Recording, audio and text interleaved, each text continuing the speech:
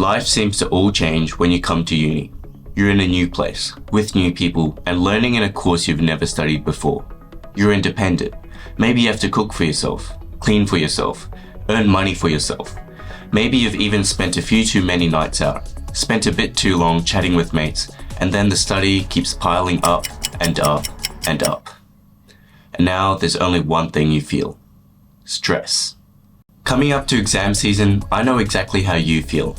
Having been through year 12 and just about to sit my first medical exams, there's definitely a lot of pressure to do well on top of balancing other aspects of your life. So hopefully by the end of today's video, I can provide you with a bit of practical advice to help you feel better about your workload and be ready to tackle those exams with confidence. By the way, if you're new here, my name's Owen and I'm a first year medical student studying at Monash. As a bit of a break from the usual content, I'll be running through my top 5 tips for stress management. And as part of the video, some of my friends have kindly offered to provide their tips as well, so make sure to stay tuned for that. Alrighty, so my first tip is to be social. A big mistake that I see a lot of people making is locking themselves in their room and studying for many hours straight. Whilst you may be cramming for exams, do remember to go out and chat to friends or get involved in social activities. My hall just last week had a fantastic Dodge and Dine event where we got to enjoy a cheeky game of dodgeball followed by some pizza dinner. And I can tell you that throwing dodgeballs at each other was one great way to relieve that exam stress. My second tip is to be kind. This may sound strange, but being kind to yourself and others is scientifically shown to improve rates of happiness and decrease stress. I actually received a little care package from my hall the other day filled with lots of goodies and snacks, and honestly it really made my day. So make sure to be kind, go out and treat yourself to a meal or a bit of ice cream to brighten your day.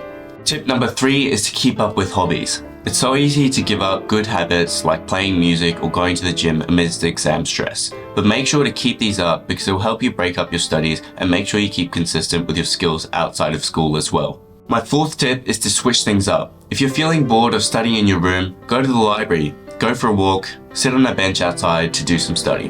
During one of my breaks last week, I actually went to visit some fluffy friends over at the mobile animal farm, which was an amazing, cute and cuddly form of stress relief. Finally, stay organized. This kind of goes without saying, but it's important that your study and your health take a first priority. Make sure that you keep organized by using a calendar, planning out your study, and making sure you're getting sufficient sleep.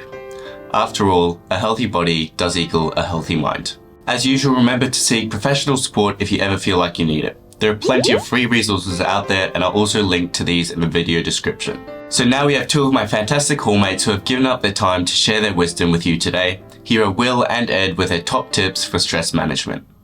So this is Will here, studying architecture. He's got his whole setup here too. Can you tell us, Will, about how you're managing stress at the moment? I'm managing stress by making sure I go to the gym as much as I possibly can. Or not as much as I possibly can, but when applicable, when I don't have work and stuff, because it makes you honestly feel in a better mood, or it makes me personally feel in a better mood. Another thing I forgot to mention is nutrition. So I have these like berry smoothies and these protein shakes, which are like relatively healthy, and they do make me feel quite a bit better. Making sure the nutrition like keeps me energized and whatnot.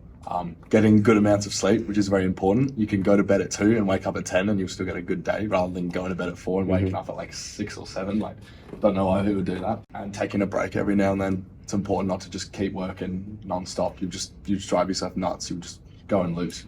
Yeah. Insanity. It's good to take breaks, have a day off here and there. For sure. Yeah. Awesome advice. Thanks, man. So this is Ed, studying neuroscience at Monash. Ed, what do you have in terms of tips for stress management? Yeah, well, one of the things that I do regularly is go for walks. I know around here at the hall we've got lots of nature, so going around nature, getting some sunlight in you is always pretty good. Yeah. Otherwise, taking time out to hang out with your mates and, you know, have a bit of a rest in between all your study. I'd say that's a pretty good way of managing my stress. For sure. Awesome. Thanks so much for that. There you go, guys. That wraps up another short video for this week. Please let me know in the comments if you enjoyed this video and any suggestions you have for future content. And as always, please make sure to like, subscribe and hit that bell icon. I will be taking a bit of a break as I prepare for my exams in the coming weeks, but I'm very much looking forward to seeing you all in the next video. Peace.